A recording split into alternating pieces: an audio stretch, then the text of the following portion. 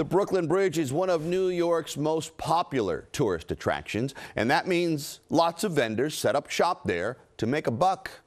Not anymore. Eyewitness News reporter Sonia Maureen Cohen has the story about some big changes that begin tomorrow. Come midnight, these vendors are being asked to put away their souvenirs and fold up their tables here for the last time. Tomorrow, enforcement begins to clear the packed pedestrian lanes on the Brooklyn Bridge of the stands, selling tourists all kinds of ways to remember their visit. There were a lot of vendors, yeah, taking up a lot of space and a lot of people trying to get through. It was crowded.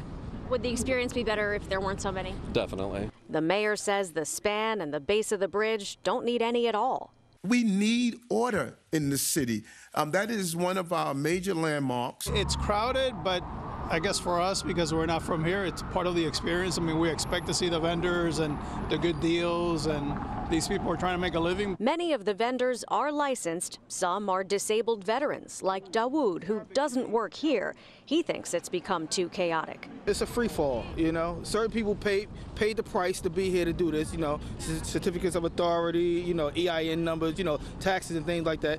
And, you know, other people, they just do what they want to do. So it makes guys like me just not even want to play the game. The vendors most upset about the ban preferred to tell us off camera. New York's a big city, so, you know, it's not going to be hard to find another spot. Rashawn Prince sells advice in the form of a book he wrote. An all-time classic, How People Staring at Me. He says even though these vendors will land somewhere else, it's disappointing to lose out on foot traffic like this. The effort the city's putting into this, the resources can be put towards something else. Like, let's get the subway correct.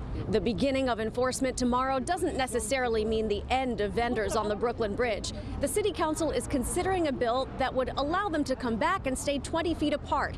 That would make them few and far between, if that's approved and enforced.